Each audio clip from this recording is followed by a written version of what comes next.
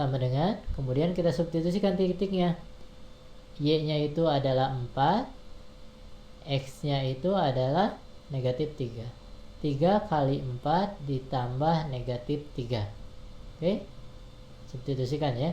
3 kali 4, ini 12, tambah negatif 3, jadi dikurangi 3 jadi 9 ya. Itu ya. Jadi 3Y tambah X sama dengan 9. Ini cara cepatnya ya. Oke, mudah ya. Nah, bagaimana dengan cara panjangnya? Khawatir kita mengerjakannya dalam bentuk soal esai ya. Y sama dengan 3X tambah 5. Nah, berarti dari sini kita peroleh gradiennya berapa? 3 ya. Gradien garis yang diketahui itu 3. Nah, sedangkan garis yang akan kita buat itu tegak lurus dengan garis yang diketahui ini.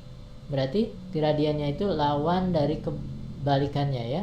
Berarti gradien yang akan kita buat itu ini dibalik. 3 itu 3/1 dibalik jadi 1/3. Lawannya berarti karena ini positif berarti negatif 1/3. Jadi ini yang akan kita gunakan gradiennya. Titik yang dilaluinya sudah kita peroleh, gradiennya sudah ada, maka kita substitusikan ke persamaan garis ini. Sehingga kita peroleh Y dikurangi 4 sama dengan Y satunya 4 ya. Negatif 1/3, ini gradiennya, X ditambah 3. Karena dikurang dengan negatif 3. Oke. Dari sini kita gunakan sifat distributif ya. Ini kali-kalikan ke sini ya.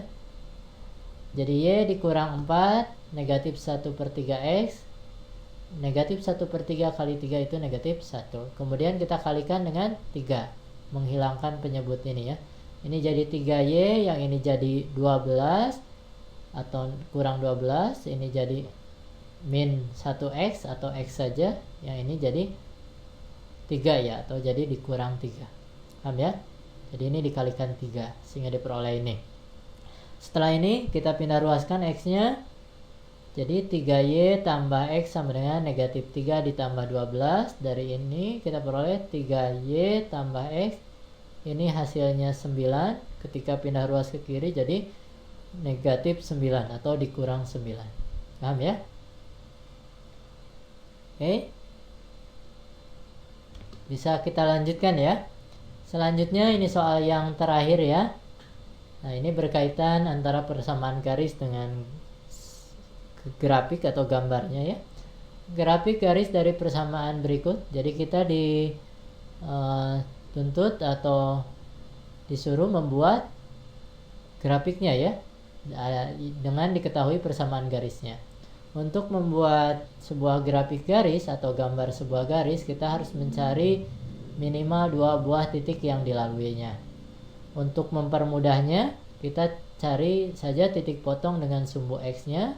Kemudian kita juga cari titik potong dengan sumbu Y-nya. Ketika garis memotong sumbu X itu artinya nilai Y-nya itu harus 0. Jadi jika Y-nya 0 ya, maka kita akan mencari X-nya. Substitusikan nilai Y sama dengan 0 ke persamaan garisnya. Jadi Y-nya diganti dengan 0, berarti 3X dikurangi 0 sama dengan 6. Dari sini kita peroleh 3X sama dengan 6, sehingga kita peroleh X-nya sama dengan 2. Sehingga titiknya adalah Y-nya 0, X-nya 2. Berarti titiknya 2,0. X dulu ya, baru Y. Jadi inilah adalah titik potong dengan sumbu X-nya. Kemudian kita cari titik yang kedua, yaitu titik potong dengan sumbu Y. Nah, ketika garis memotong sumbu Y, itu artinya X-nya harus 0. Jadi, jika X-nya 0, maka kita cari titik Y-nya ya.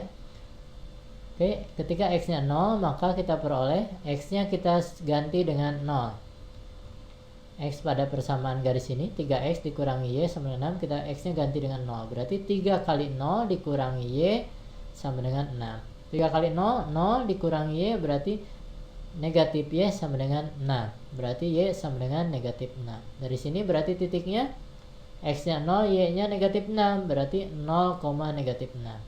Setelah kita peroleh 2 titik, kita buatkan diagram Kartesiusnya. Kita cari 2 titik yang dilaluinya. Yang pertama 2,0 Ini 2,0 di sini ya.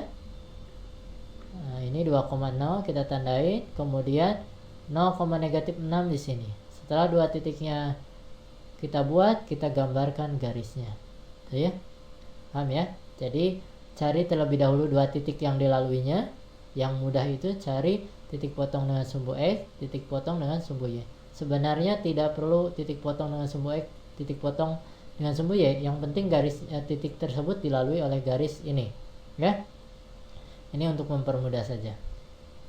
Oke, setelah itu, setelah diketemukan titiknya, kita gambarkan di koordinat kartesius. Setelah kita gambarkan, kita tarik garis yang melalui dua titik tersebut. Oke, jadi kita tarik garis ininya. Itu ya. Paham ya?